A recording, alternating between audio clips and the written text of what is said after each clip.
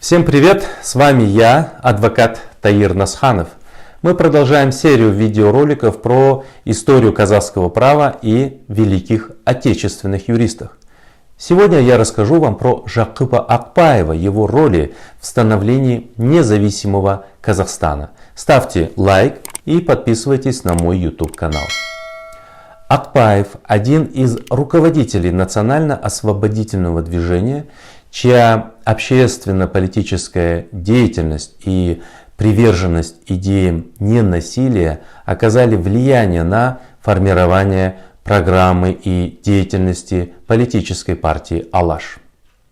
Жакып Акпаев родился в 1876 году на территории современного Карқаралы Карагандинской области.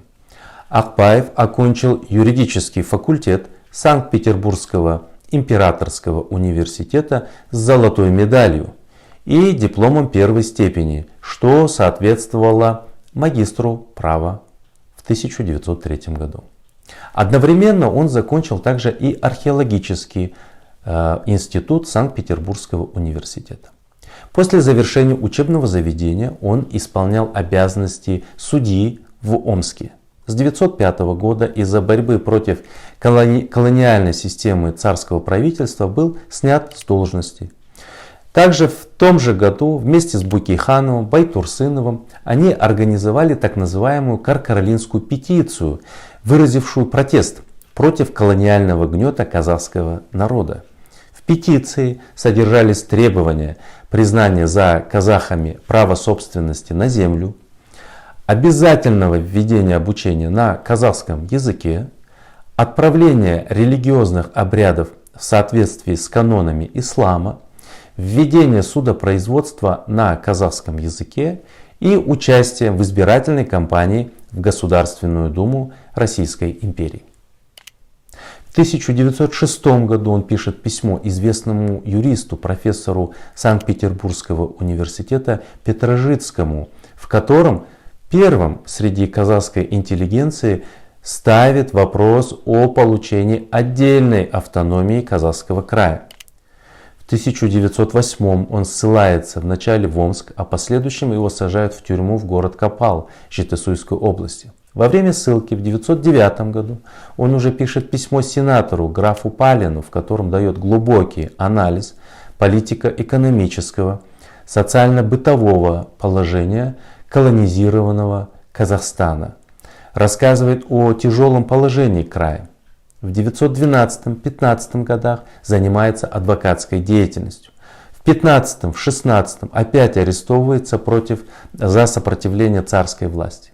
После освобождения из тюрьмы в начале 17-го активно участвует в движении Алаш.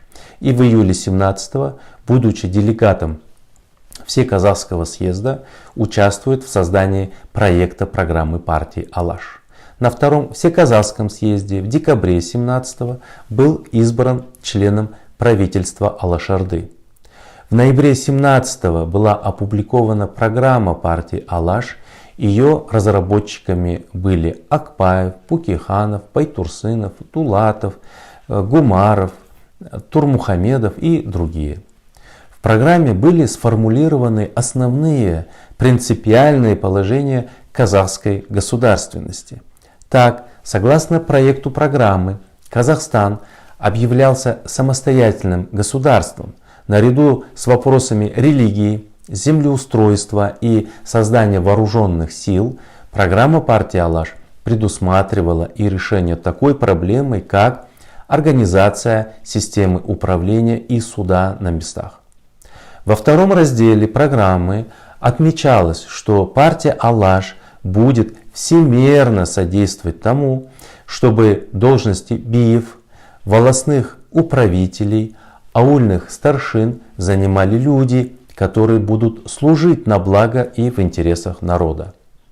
Программа партии Алаш свидетельствует, что его лидеры стремились к идее создания гражданского общества, которому были чужды классовые конфликты и присущи гармоничные социальные отношения. Это фактически предполагало создание правового демократического государства в Казахстане. В 18 году Колчаковский военный суд арестовывает его за руководство вооруженным восстанием в Семипалатинске, направленным, кстати, на свержение военной диктатуры. И 7 июля 19 года приговаривает его к расстрелу. Но когда Колчак и его армия отступали, Акпаев был освобожден из-под стражи. С 19 по 27 при его участии по всей Семипалатинской губернии были образованы судебные и следственные участки. В 27-м он написал свой фундаментальный научный труд о происхождении казахского народа. Из-за действий, направленных против советской власти, членства в партии Алаш, 14 сентября 30 года он был арестован, в 1932 сослан в Воронежскую область, а в 1934 он был освобожден по болезни и в том же году скончался.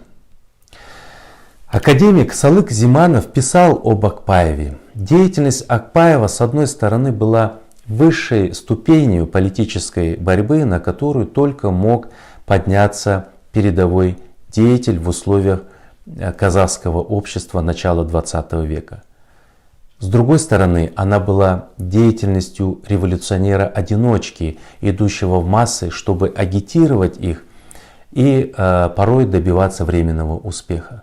Он не создал ни кружка, ни группы с определенной платформой и установкой, а искал и находил подобных себе одиночек, зараженных идеями народной свободы. В заключение хочется отметить, что идеи и практические шаги Жакыпа Акпаева и лидеров партии Алаш созвучны современности, что подтверждает политическое предвидение деятелей партии, отстаивавших демократический путь развития Казахстана. Судьба Жакыпа Акпаева и многих других казахских интеллигентов свидетельствует о самопожертвовании во имя народа и независимости. С вами был я, адвокат Таир Насханов. Ставьте лайк и подписывайтесь на мой YouTube канал.